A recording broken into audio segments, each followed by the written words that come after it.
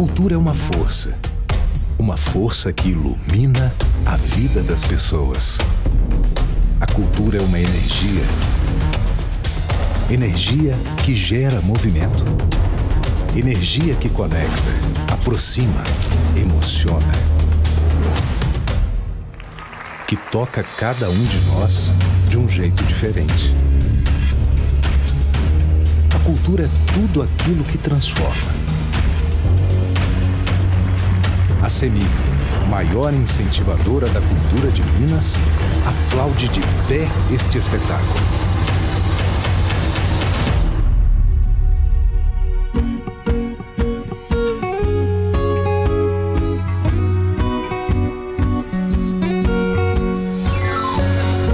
CEMIG, transformando vidas com a nossa energia.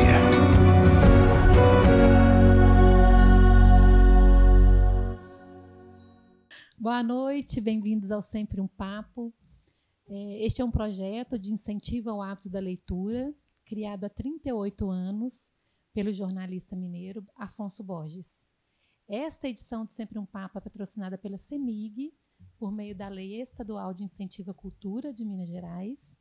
A gente conta com o apoio aqui da Biblioteca Pública Municipal, a quem eu agradeço por nos receber essa noite, a toda a equipe que está conosco aqui trabalhando. Hoje, o nosso bate-papo vai ser acompanhado pela intérprete de Libras, Gabi Luz, e essa conversa fica disponível no YouTube do Sempre um Papo, e lá tem mais de 500 programas gravados com escritores de Belo Horizonte, de Minas, do Brasil e do mundo.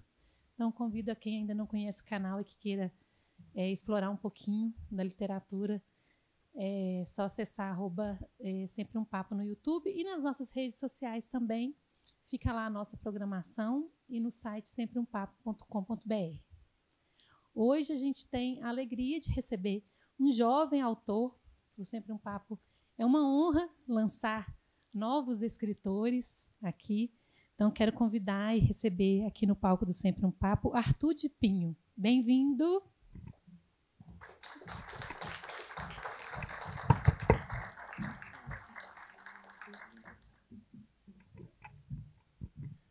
A estreia do Arthur é na literatura, mas já estreou em muitos palcos, né? Boa noite. Boa noite. Bem-vindo, Arthur. Obrigado. Que prazer. Que prazer estar aqui. Que prazer ver todos vocês. Algumas caras que eu conheço, que eu gosto tanto. Eu falo estreia em muitos palcos porque o Arthur é brilhante, né, gente? Pela leitura do livro aqui, pela orelha, pelo release que a gente recebeu. Então, assim, é uma alegria te ter aqui, viu? Obrigado. E desejo vida longa à sua literatura, ao seu trabalho como escritor e também como profissional. Aos 19 anos, lançando um livro, Arthur, vamos começar contando só um pouquinho da sua trajetória antes de começar a escrever, como que foi a criança, Arthur, as influências literárias, qual tipo de livro que você lia para chegar nesse momento. Eu sempre gostei muito de história. De ouvir história, de contar história, de assistir coisas. E eu acho que isso permeou muito a minha infância, né? Seja na leitura, ou nas séries, ou nos filmes, ou nas brincadeiras.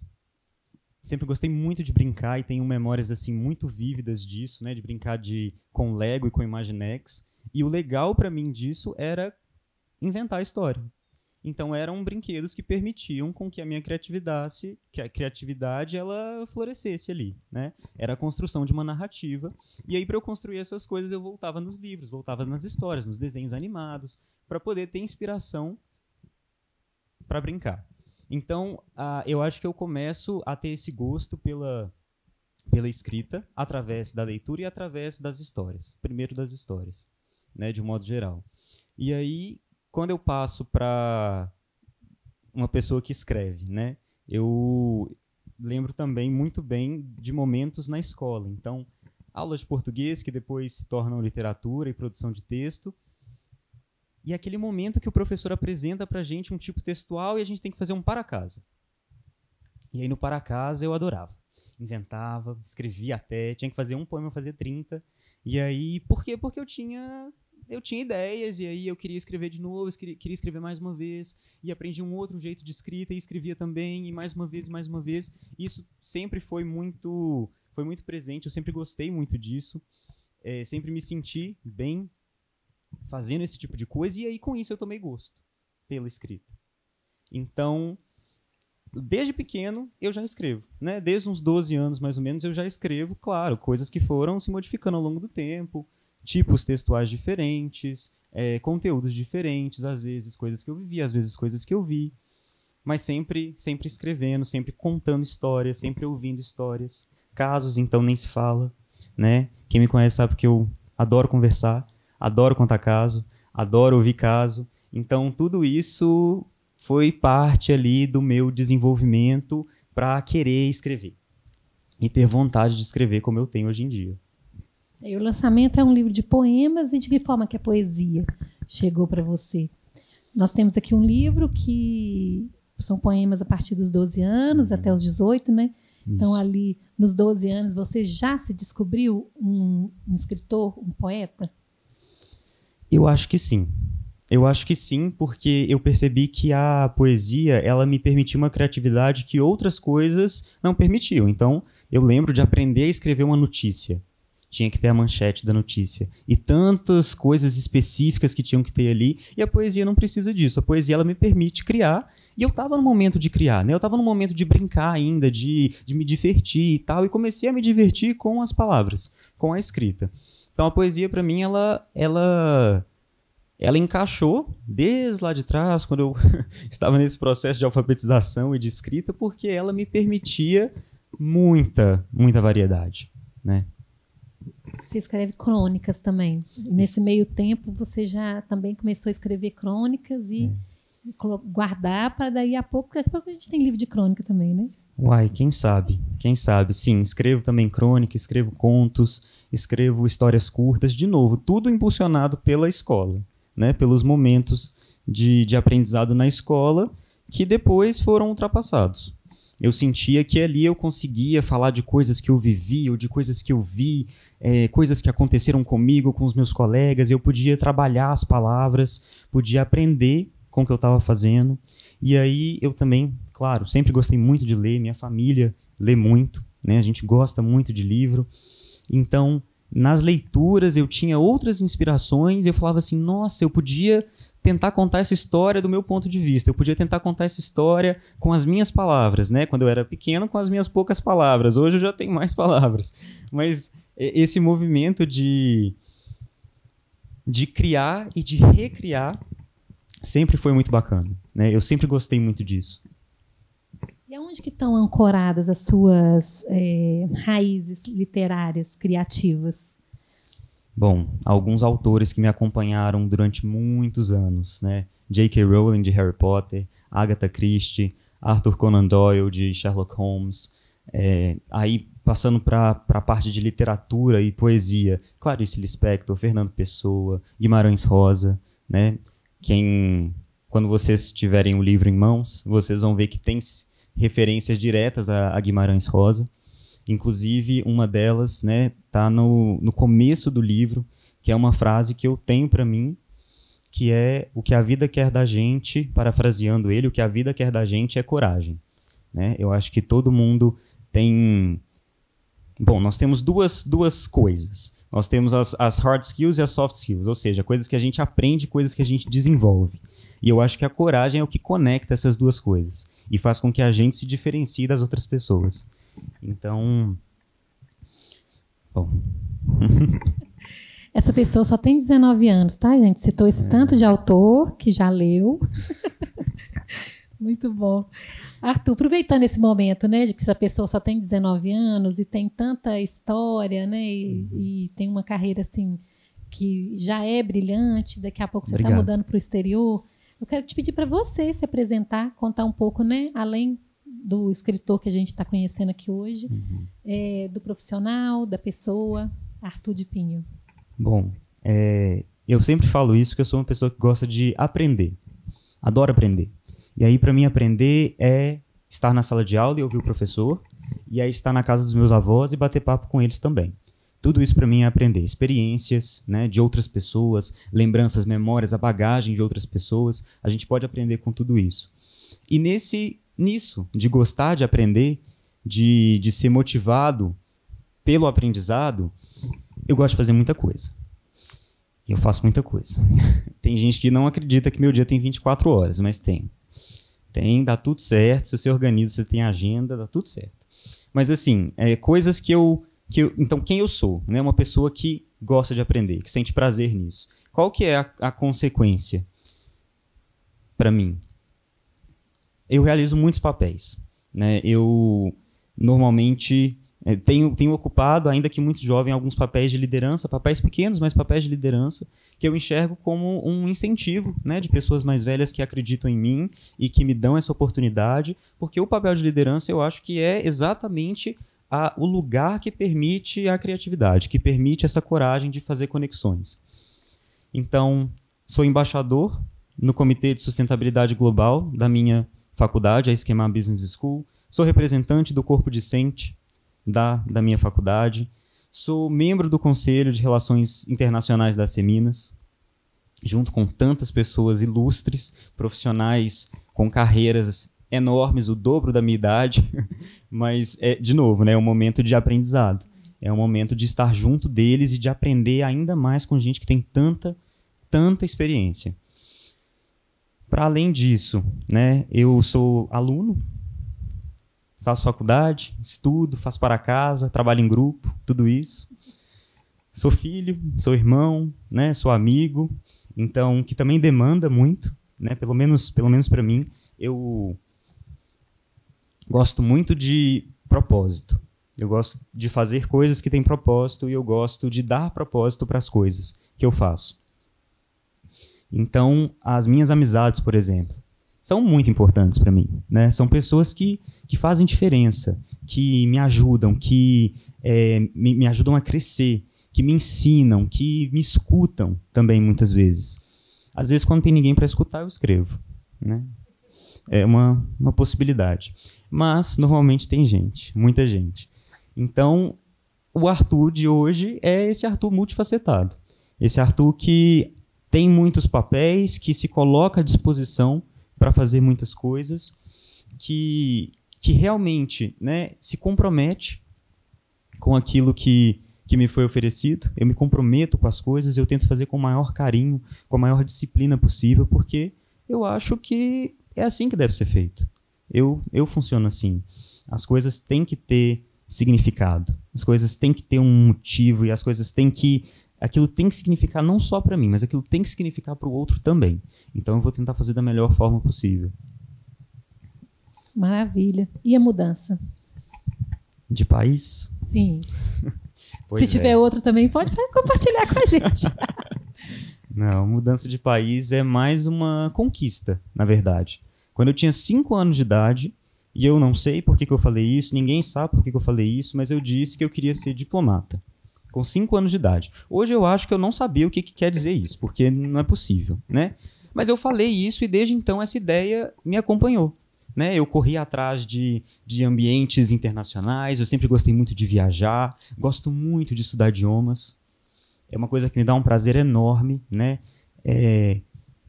Aprender outras palavras e cada língua com suas peculiaridades. Você percebe que o mundo não é só português. Né? No português a gente enxerga as coisas de uma forma, no inglês de outra forma, no francês de outra forma, no espanhol de outra forma, no mandarim nem se fala, o pensamento é inverso. Você tem que fazer um cálculo matemático para conseguir falar uma frase. Então, isso... Você fala mandarim? Eu estou aprendendo. Estou aprendendo um passo de cada vez... Né? Porque tem que aprender o rabisco, chama ideograma, tem que aprender como é que pronuncia, tudo muito complicado, mas eu tô tentando, E bom, então sempre corri muito atrás disso, né? E esse ano ainda eu vou realizar um grande sonho que é ter uma experiência internacional mesmo, imersiva, durante um período muito extenso na França. Que é um país pelo qual eu tenho muito carinho, um idioma que eu gosto muito, estou assim, super animado para ter a oportunidade de desenvolver o meu francês lá, de aprender o francês mesmo, né? De aprender o ponto de vista deles quando eles estão falando as coisas. Que isso é uma coisa que me marca muito no aprendizado de idiomas.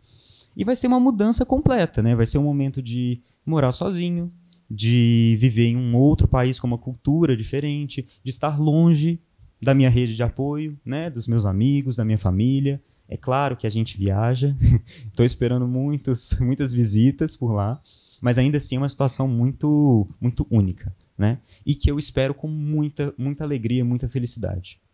Você está indo para dar continuidade aos estudos na Esquema Business School? Exato. Para continuar o meu curso de negócios globais, vou continuar o meu curso por lá. Talvez eu volte, talvez eu fique. Aí... O destino, né? É só o futuro, pode dizer. Então, voltando um pouquinho aqui para o livro, sim. Onde mais eu estaria se não fosse nas minhas palavras. Foi feita a partir de uma seleção de 700 poemas já escritos, né, nesse período dos 12 aos 18 anos.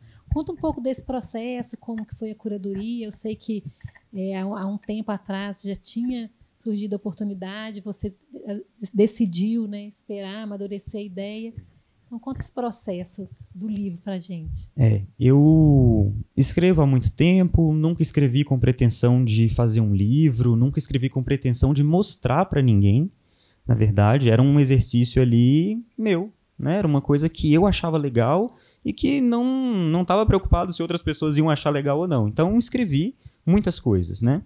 E aí, em um certo momento, eu mostrei para minha mãe um apanhado das coisas que eu tinha escrito. E ela falou assim, nossa, isso podia ser um livro. E eu falei, não, nada a ver. Não, obrigado. Obrigado, mas não. E aí a gente continuou conversando sobre isso, eu continuei pensando nisso, ela também. E num outro momento ela falou de novo, isso podia ser um livro. E aí, com um outro olhar, mais maduro, mais entendido das coisas, pensando, enfim, em outras possibilidades, eu falei, pode ser. Isso pode vir a ser um livro. Primeiro, eu fiz uma curadoria. Então, a gente decidiu que seria um livro só de poemas, né? Poemas e pensamentos. Não teria contos nem crônicas, seria poesia mesmo. E aí eu fiz a primeira curadoria. Eu falei assim, dos 700 poemas, o que é bom, né? Porque tinha muita coisa que eu não achava bom. Muita coisa que eu não gostava, muita coisa que também era muito específico, muito pontual, né? O livro, isso é muito importante, o livro não é uma autobiografia. O livro, os poemas não estão falando de mim a todo momento, né? Eles são compostos de coisas que eu vi e vivi. Então pode ter acontecido comigo, sim, mas pode ter acontecido com outra pessoa, e aí é a minha percepção sobre aquilo que aconteceu e enfim, o que eu inventei, né? A minha imaginação sobre o cenário. Mas, né, voltando, então eu selecionei aqueles poemas que eu achava interessantes. E aí, a partir deles, fomos fazendo uma curadoria, definimos que seriam poemas escritos entre os 12 e 18, né, como um marco daqui para trás. Eu continuo escrevendo, né, não sei se vou publicar um outro livro, mas continuo escrevendo com muito gosto, é uma coisa que eu não vou deixar de fazer, mas isso seria uma forma de marcar esse momento que já passou, né, a minha infância e minha adolescência e tudo aquilo que eu escrevi nesse período, todas as meus pensamentos, minhas reflexões, minhas motivações, aquilo que eu entendi, né, das coisas ao meu redor. Então, a seleção foi feita dessa forma, não existe uma ordem cronológica, né? Os poemas eles estão dispersos. Vocês que vão ter que adivinhar se quem escreveu aquilo era eu de 12 anos ou de 18. Boa sorte. Mas a curadoria foi dessa forma.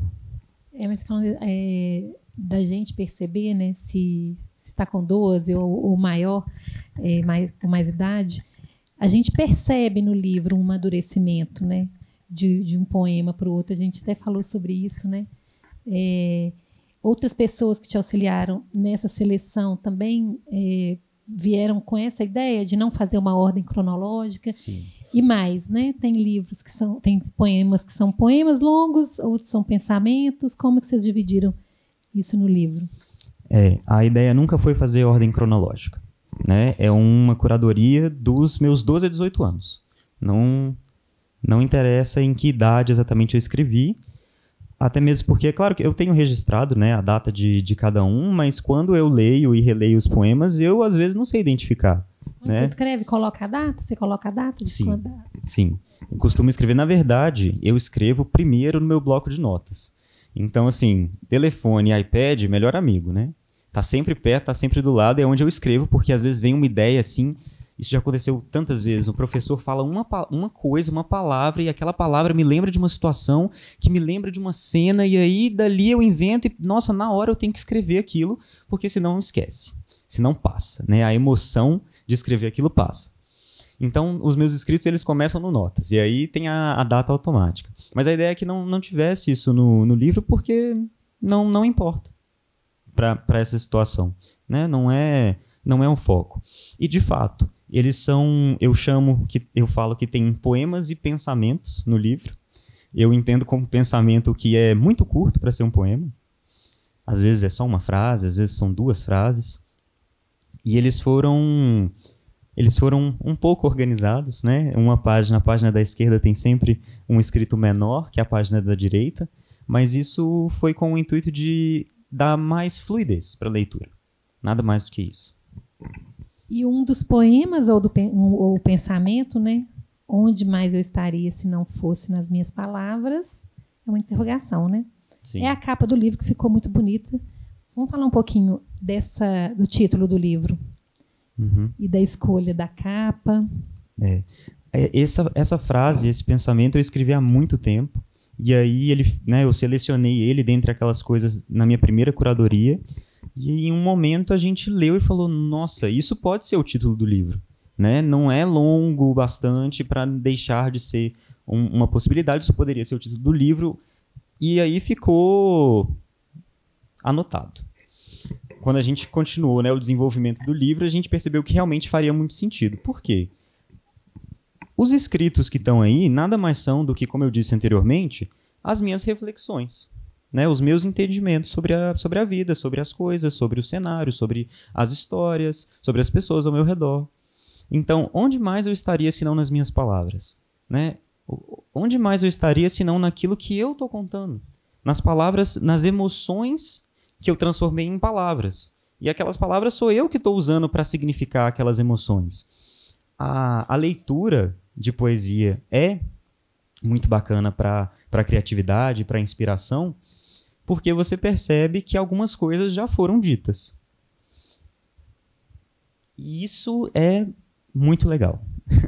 Isso é muito interessante, porque quando você vê que aquilo já foi escrito, aquilo já foi aquele sentimento, aquela coisa assim, uma coisa boa, uma coisa ruim, enfim, mas que aquele sentimento, aquela emoção, ela já foi transformada em palavras, você primeiro percebe que você não é a única pessoa que está sentindo aquilo. Tem mais gente que já passou por isso, ou já existiram histórias parecidas por aí. Isso é um ponto que alegra muito quem escreve. Mas o mais interessante é que você consegue fazer uma releitura daquilo. É um exercício de você pensar, como que eu posso escrever sobre isso? Como que eu falaria desse assunto? Como que eu traria isso à tona? Então, o título, ele representa, acho que, o meu processo de escrita, que acontece de uma forma natural, né, com as coisas do dia a dia, com as vivências e histórias de outras pessoas. Mas é isso. É uma representatividade, de novo, né? Eu transformei ali em palavras o que eu faço quando escrevo. A sua poesia, você então não segue as regras do gênero, né? Apesar de conhecê-las, né? Tem pouquíssima rima, né? Sim. Então, assim, a gente percebe que é uma poesia muito madura mesmo. Eu, como disse, né, aprendi lá na escola a escrever soneto, escrever quadra e outros tipos de poesia, e percebi que nem tudo que eu queria falar encaixava naquele formato. E comecei a escrever outras coisas. E no começo eu ficava assim, nossa senhora, a professora vai achar isso aqui ridículo, né? Eu desobedeci todas as regras dela. Eu escrevia o poema para mandar para a professora e o outro que eu queria escrever. E aí, nisso, eu fui vendo que, nossa, eu posso escrever assim, né? Fui conhecendo outros autores. Carlos Drummond de Andrade, muito clássico, mas Fernando Pessoa, que escreve de uma forma muito única. Caio Fernando de Abreu, que escreve também de uma forma muito única. Clarice Lispector, então, nem se fala. né?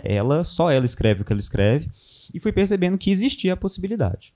E, de fato, escrevo como escrevo e não tento copiar o estilo de outra pessoa, né? Uma coisa que para mim é muito claro quando eu vi o livro pronto é que eu não uso ponto final. Na maioria dos poemas não tem ponto final. Ou tem reticências. Por quê? Porque aquilo que eu escrevi não acabou ali, né? Às vezes eu releio algo que eu escrevi há muito tempo e eu penso numa continuidade. E às vezes eu continuo aquele poema. Ou então, eu imagino agora que tem um livro, né? E como você disse anteriormente, o livro já não é mais meu, o livro é de quem lê agora. Eu imagino que a falta de ponto ou a presença das reticências permita que o leitor continue aquilo que eu comecei a escrever. Então também é um convite para a pessoa se encontrar ali, né? O título é uma pergunta que eu estou fazendo para mim mesmo, mas seria muito interessante se as outras pessoas se fizessem essa pergunta. Onde vocês estão? Eu estou nas minhas palavras, e vocês? Onde vocês estão? Por onde vocês andam? E, gente, aqui sempre um papo, né? É um bate-papo entre vocês também. Quem quiser fazer pergunta, é só levantar a mão, que a Letícia está aqui, ali com o microfone. É só se identificar, viu? A Adélia Prado diz que a poesia, para ela, a poesia dela vem do alto. E a sua? Bom, a minha poesia ela vem do que pesa. Positivo e negativamente. Então, aquilo que emociona, aquilo que marca, aquilo que significa alguma coisa. Eu gosto de escrever sobre uma coisa que faz sentido, uma coisa que me motiva, uma coisa que tem peso de verdade, né? Então, e muito importante, pode ser negativo e pode ser positivo, né? O pesado nem sempre é triste, não é isso. Mas eu gosto de escrever sobre essas coisas porque é um momento de reflexão. Quando eu escrevo, e como eu disse, eu comecei como uma coisa minha, muito individual. Quando eu escrevo, ali também é um momento de eu me entender. Porque se o que eu estou escrevendo é sobre algo que aconteceu especificamente comigo, na hora que eu escrevo, eu não sou o Arthur que participou daquela situação, eu sou o Arthur que está escrevendo. Então é como se eu, na terceira pessoa, estivesse analisando aquela situação, e é uma forma de eu me compreender, de eu entender, de eu enxergar por que eu senti isso ou aquilo naquela situação.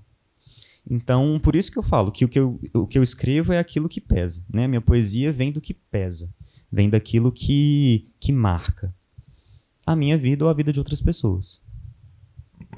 Alguém quer perguntar? Vamos, gente, participar.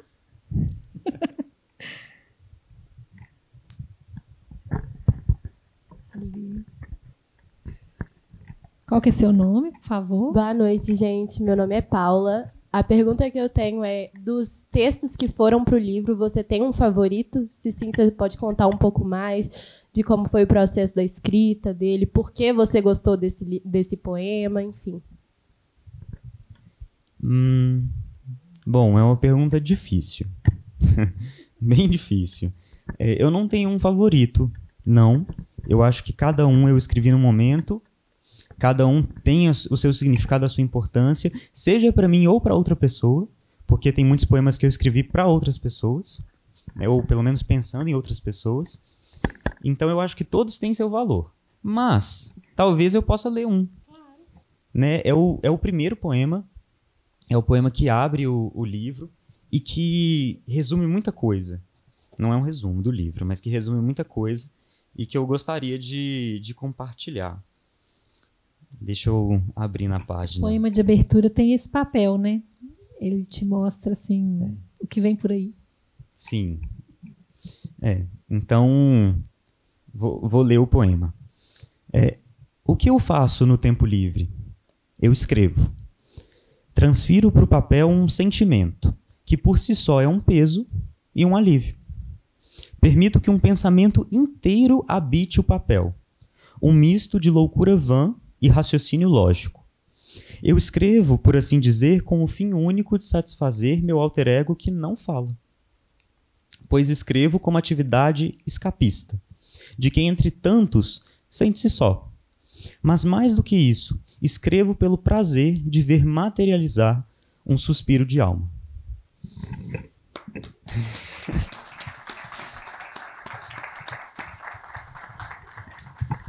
Obrigado. Eu gosto desse poema porque ele fala um pouco de tudo, né? Ele fala um pouco do meu processo de escrita, ele fala um pouco do que eu escrevo, ele fala um pouco do porquê eu escrevo. Ele, assim, foi um poema que eu escrevi, isso, né? Metalinguagem, é um poema sobre escrever poemas. Eu acho que isso é muito importante. Essa reflexão na hora de escrever e de reescrever e de refletir sobre como eu escrevo e por que eu escrevo, tudo isso é motivação. Tudo isso faz parte do repertório que eu uso para continuar fazendo as coisas. E a minha escrita, não pretendo a princípio seguir carreira de escritor, mas a minha escrita ela funciona como um propulsor para outras coisas da minha vida. Então, assim, do que eu mencionei que faço, né, muito envolve comunicação. E comunicação é você se fazer entendido. Você fazer com que as pessoas elas realmente entendam aquilo que você está falando. E que elas acreditem naquilo que você está falando. Então, a minha escrita ela também me serve desse apoio. Eu também uso ela como uma forma ali de elaborar um pensamento, de criar uma coisa que depois pode ser usada de uma outra forma. Eu acho que a poesia ela é multifacetada, ela pode ser usada de várias formas, né? E poucas pessoas escrevem poesia atualmente, né? A gente escreve pouco, na verdade, porque tem o WhatsApp, que a gente manda áudio, tem o FaceTime e tem a reunião do Zoom. E, além disso, tem o ChatGPT, o melhor amigo do aluno universitário, né? O melhor colega de sala, que a gente digita um prompt e ele redige a redação. Mas, ainda assim, escrever é um momento que você conhece e aprende tanta coisa. Porque você aprende as palavras e aí você ressignifica aquelas palavras. As palavras elas podem ter sentidos diferentes a depender da situação, mas a depender da pessoa também. Então, esse momento de escrita, e é o que eu acho que é a importância da poesia hoje em dia, a poesia ela serve como uma construção de personalidade, uma construção de interioridade. É você se conhecer enquanto você escreve, enquanto você debate ali com o papel, enquanto você tem essa troca, enquanto você traz histórias de outras pessoas e tenta interpretar e tenta transformar aquilo em palavras. Não é uma coisa difícil, porque cada um vai fazer do seu jeito, cada um escreve de um jeito, cada um tem uma linha de raciocínio, um pensamento. Tem quem seja mais engraçado, tem quem seja menos engraçado, tem quem já nasceu com a piada pronta, impressionante. E aí a pessoa ela pode escrever poesia sim, né? Olha que possibilidade, né? É uma coisa única. Poucas pessoas escrevem, poucas pessoas publicam, né, poesia, e poucas pessoas leem também, né? Esse é um trabalho de formiguinha que a gente faz aqui no Sempre um Papo, Afonso, há tantos anos, que é o incentivo ao hábito da leitura, né? E especificamente na poesia. E eu quero te pedir para você contar qual foi o sentimento de publicar esse livro. Eu fiquei muito feliz porque eu sou o tipo de pessoa, sou muito estudioso, né? Eu falo isso até, desculpa te interromper, porque publicar também é um ato de coragem, né? Pois é, o que a vida quer da gente é coragem. Mas, assim, eu sou uma pessoa que gosta muito de estudar, de pensar, de planejar e depois de ir lá e fazer.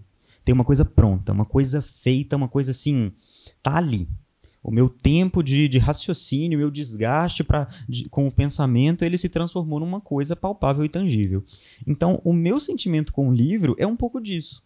Né? Em momento nenhum eu pensei, quando eu comecei a escrever, pensei em publicar. Mas agora que está escrito, né, uma coisa, um desafio que eu propus a mim mesmo lá atrás, tantos momentos que eu passei ali escrevendo, pensando, refletindo, tentando criar, porque muito daqui é a imaginação, né? Então, às vezes eu vi uma coisa e assim, nossa, o que eu posso criar baseado nisso que eu vi? O livro, ele é uma realização, é uma materialização de um hobby, de uma coisa íntima, de uma coisa minha, mas que agora, em contato com outras pessoas, pode ser inspiração, pode ser motivação. Alguém mais quer perguntar? Só para a gente não perder o fio da meada do poema que você leu, que eu tinha até separado uma partezinha dele, inclusive, que você diz, de quem, entretanto, sente-se só. Te pedi para fazer uma analogia entre a solidão, que é inerente a vários poemas, a vários poetas, né, que a solidão está presente, entre a poesia e a solidão. Claro. Eu acho que a poesia, o ato de escrever é um ato solitário, porque, como eu disse, né, pelo menos para mim, é um momento ali que eu estou conversando comigo mesmo, que eu estou tentando me entender, tentando entender a situação, tentando transformar aquilo em palavras, mas ela, embora seja um ato solitário o escrever poesia, isso só existe porque tem gente. Isso só existe porque eu convivi com as pessoas, eu fui nos lugares, eu vi as coisas acontecerem, as pessoas me contaram história.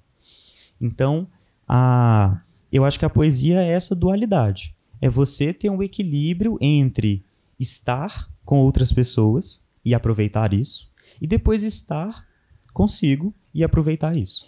E uma das formas de se aproveitar a solidão ou a solitude é escrever.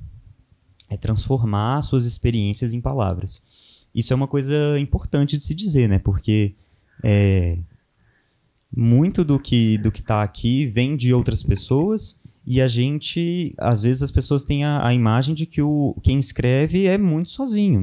Existem escritores, inclusive, que se trancam no quarto para poder escrever uma história, porque acha que se não acabar aquilo, não pode sair daquele espaço. Eu acho o contrário. Eu acho que quanto mais você está fora do seu espaço, fora da sua mesa, ou fora do seu bloco de notas do telefone, onde eu escrevo o que escrevo, você tem as inspirações, você tem conteúdo, repertório para poder voltar e escrever.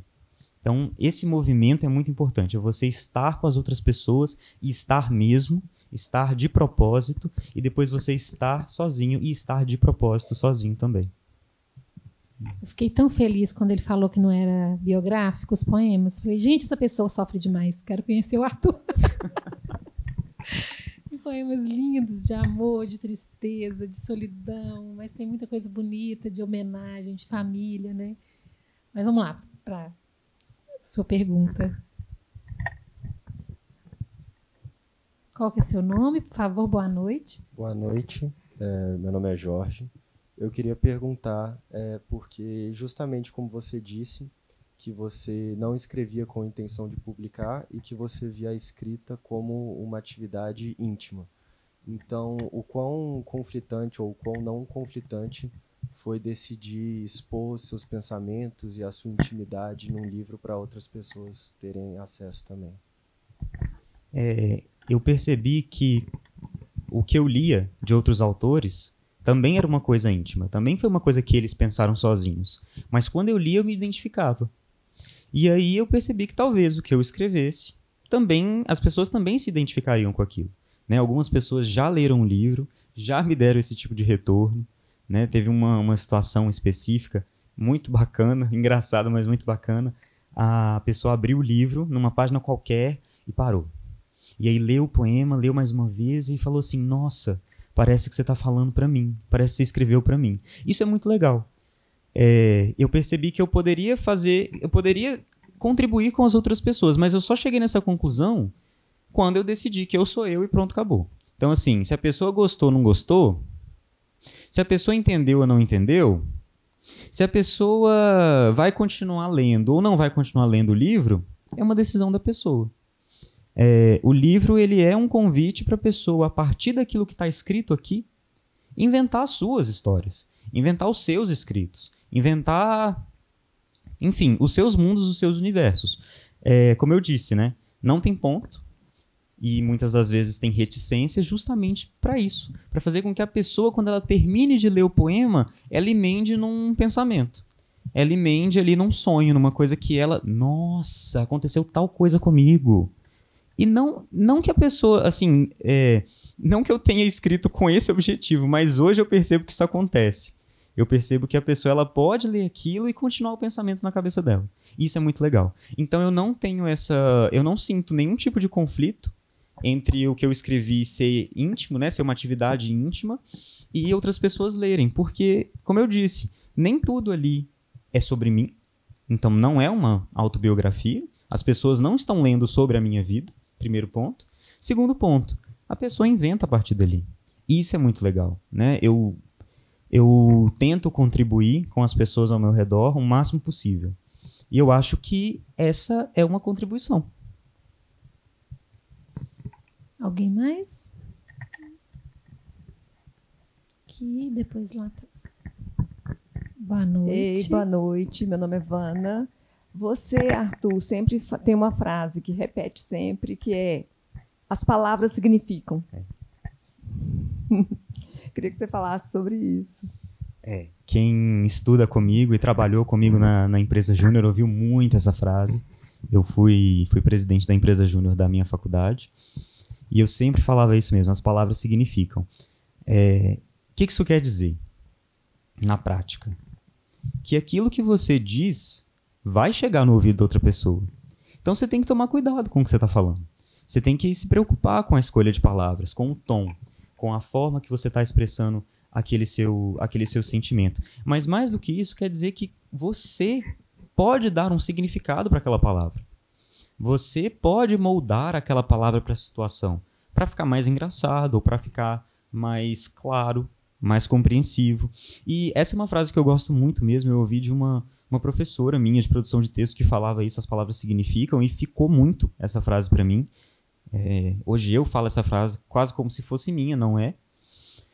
Mas porque eu sinto que é muito importante esse conhecer das palavras. E volta no ponto da leitura, né? Quanto mais a gente lê, mais a gente conhece, mais repertório a gente tem, mais a gente consegue inventar, mas mais a gente entende, principalmente. Então, as palavras significam uma forma de eu falar com as pessoas assim: olha, presta atenção no que você está fazendo, porque o que você está fazendo impacta, né? Positivamente e negativamente. E se a gente está aqui para atingir tal resultado, se a gente está aqui para fazer tal coisa, se a gente está aqui para celebrar fulano, vamos fazer de verdade, com o coração. Ali atrás tem mais uma pergunta. Boa noite. Qual o nome do senhor? Boa noite. Meu nome é Enio. Tem umas coisas que você falou aí, Arthur, muito interessante. E uma coisa que me chamou a atenção, assim, o título do livro, né, onde eu estaria se não estivesse nas minhas palavras, remete muito à questão da primeira pessoa. Né? Tem poetas que escrevem muito na primeira pessoa e na terceira pessoa. Né? Isso é uma coisa. Outra coisa também que você me falou que chamou a atenção também é a questão das escolas literárias, né? Não sei como foi a sua formação nas escolas literárias, né? No Brasil tem muitos, né? Desde o romantismo até o concretismo. Então, eu gostaria de saber de você, assim, porque tem poeta que a poesia tem uma finalidade, né?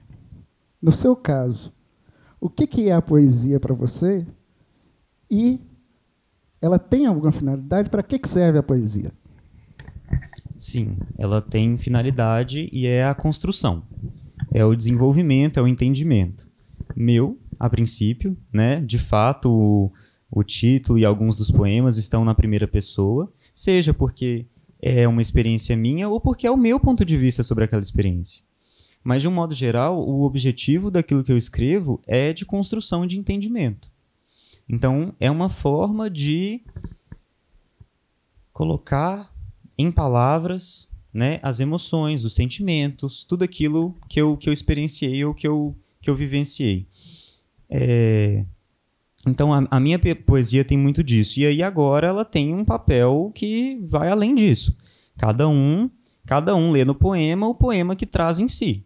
Então, cada um vai entender uma coisa diferente, né, daquilo que está lendo. E isso é um movimento muito bacana também. Hoje eu acho que eu já escrevo, continuo escrevendo, e acho que hoje eu também escrevo com esse propósito, de fazer com que as pessoas, elas, a partir daquilo que já está ali escrito, consigam criar, consigam inventar também. Se eu me sinto bem escrevendo, e se eu posso contribuir dessa maneira, eu acho que é uma forma de incentivar pessoas ao meu redor a continuar as escritas delas a partir disso. Mas respondendo a sua pergunta especificamente, minha poesia é para construção e entendimento. Obrigado. Alguém mais quer perguntar? Atrás.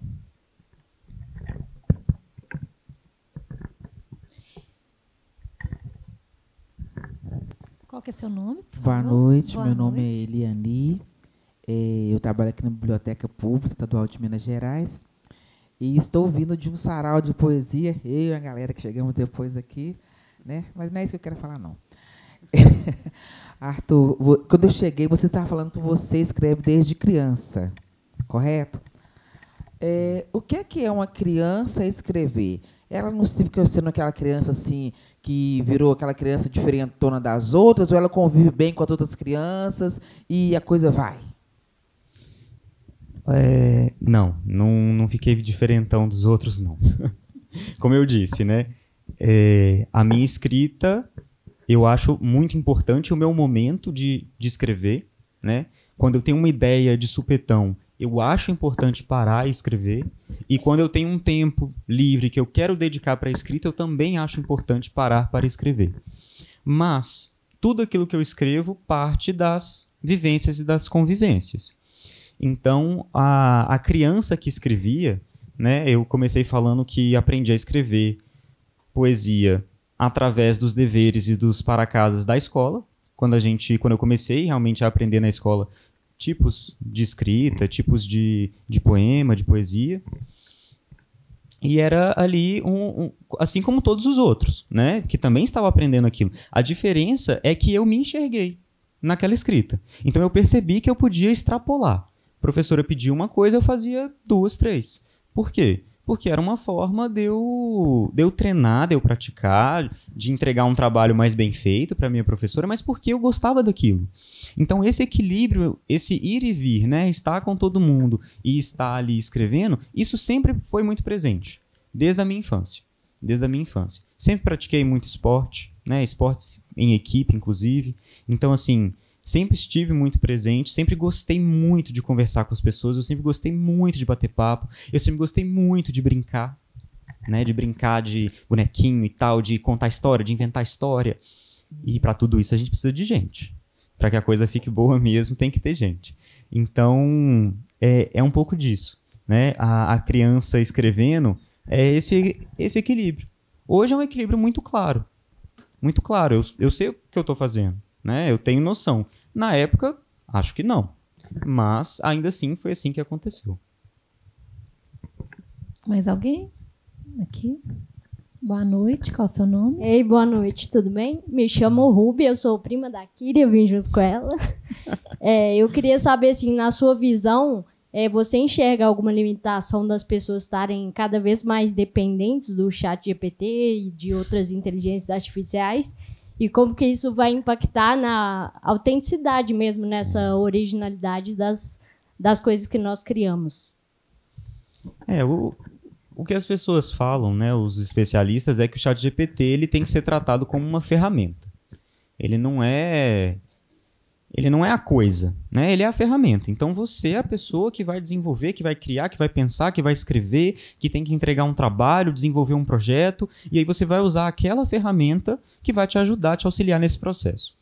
O que eu acho é que a gente cada vez mais tem usado, sim, o ChatGPT, e a gente acaba esquecendo um pouco as palavras, sabe? Eu tenho essa sensação que a gente começa, né, a gente num processo de alfabetização, a gente vai ganhando vocabulário, a gente vai ampliando, a gente vai ouvindo coisas diferentes e tentando adaptar. Isso é uma coisa que eu adorava fazer. Eu vi uma palavra super específica e aí, às vezes eu entendi o significado e usava certo, às vezes não. Mas eu adorava pegar aquela palavra e colocar no meu dia. Aprendi uma palavra nova, eu uso ela 3, 4 vezes seguidas para fixar. Eu acho que isso é importante. Com o ChatGPT, a gente perde um pouco desse processo. Não quer dizer que é uma coisa ruim, né? É uma coisa, na verdade, que ajuda muito, facilita muito, acelera muito os nossos processos. Mas, se você lida com o ChatGPT ao mesmo tempo que você lê e escreve outras coisas, isso é muito interessante. Isso é importante. Isso eu acho importante, né? Eu, como uma pessoa que escreve e que lê muito, eu me percebo utilizando o ChatGPT diferente de outras pessoas.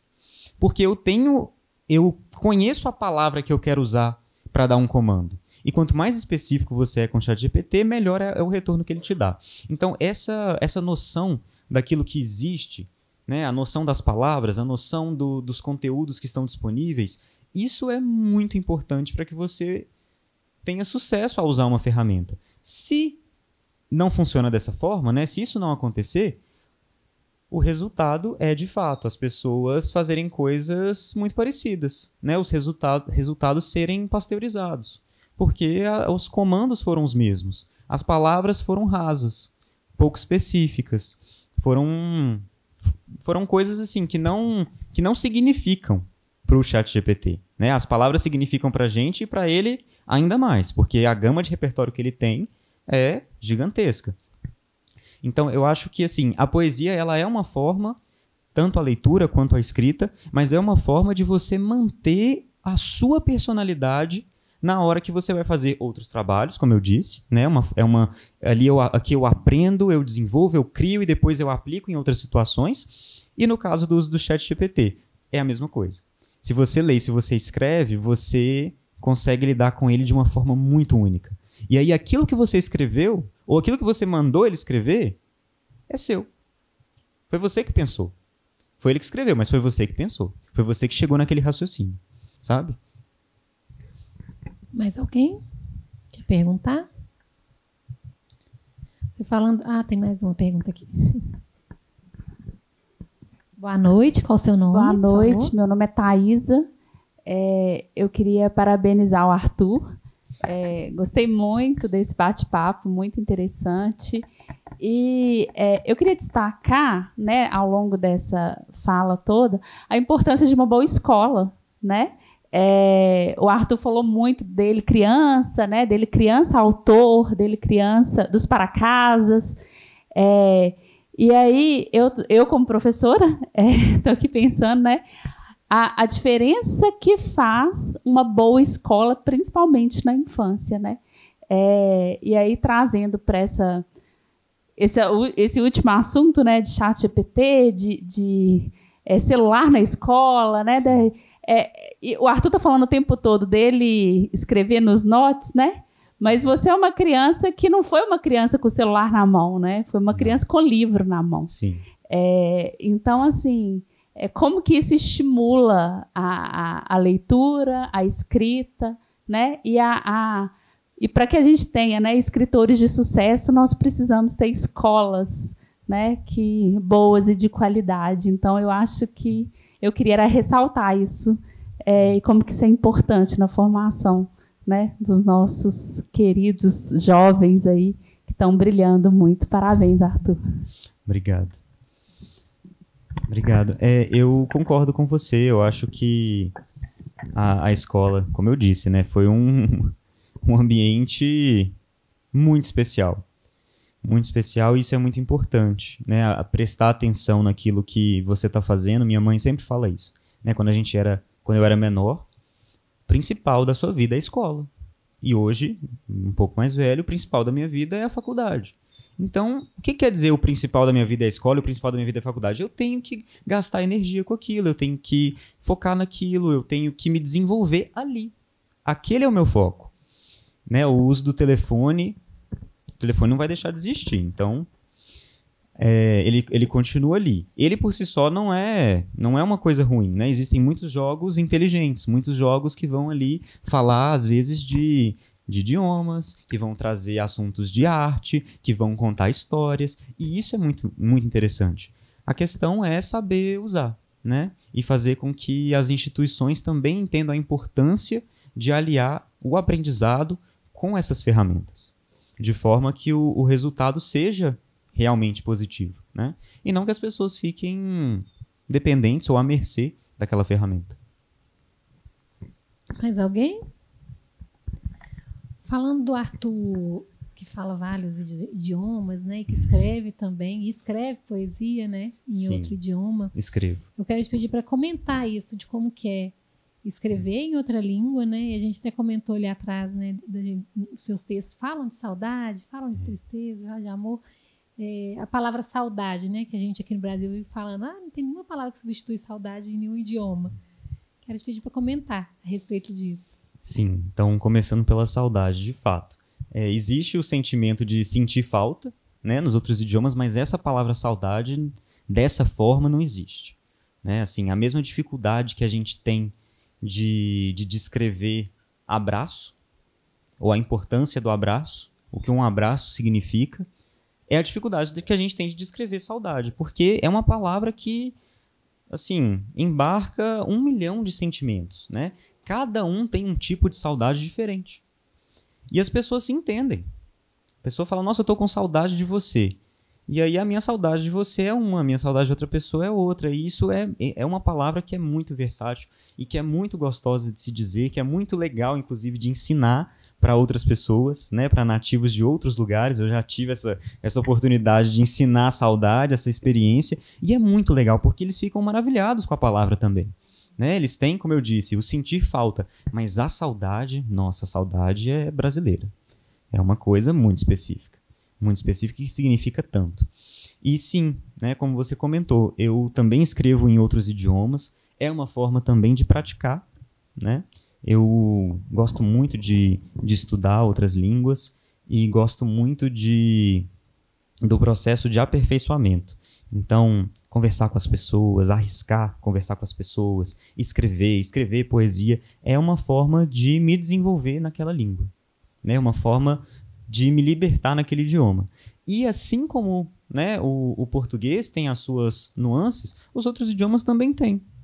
Então, é interessante quando você aprende a escrever aquela mesma coisa com outras palavras. O significado, no final das contas, é o mesmo, mas a forma que você vai escrever aquilo, porque o idioma, a sequência das palavras é diferente, ou a conjugação é diferente, isso também é um exercício muito legal. É um exercício muito enriquecedor, porque você volta para o português e fala assim, nossa, eu posso falar isso dessa forma, mas se eu falar de uma forma, se eu falar ao contrário, também significa, né?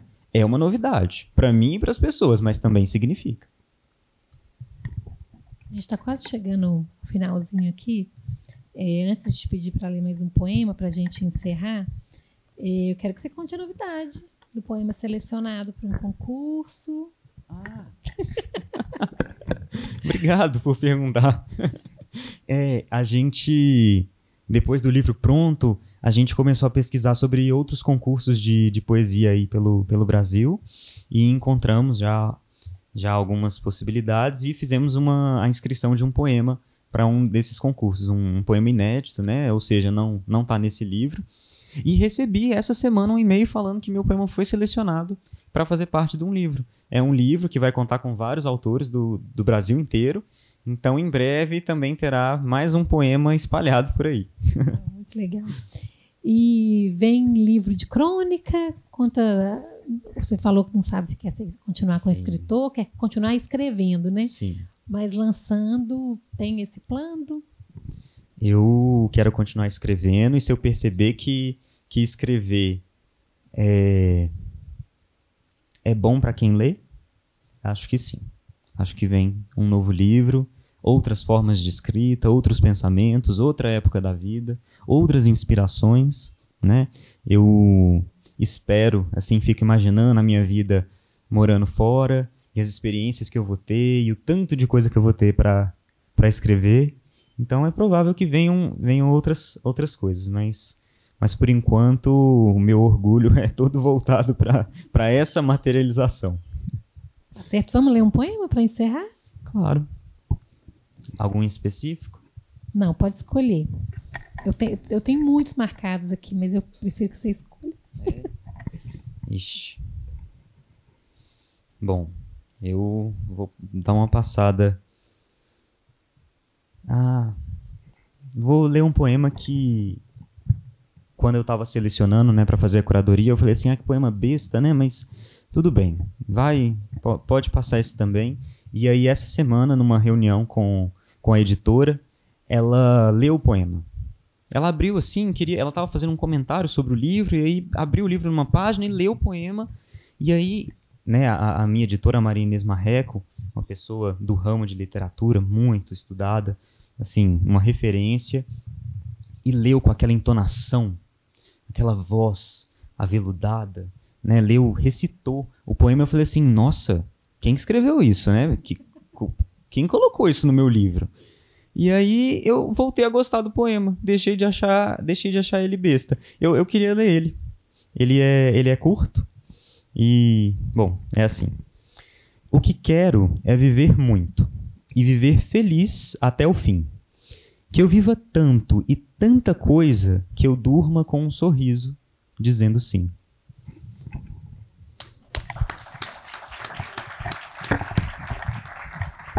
Arthur de Pinho, muito obrigada pela sua presença aqui. Foi uma alegria te receber. Me sinto honrada de ter mediado essa conversa com você. O prazer é todo meu. Muito obrigado por me receber. Você que também tem tanto tempo nisso, né? E tanto carinho pela escrita e pela poesia.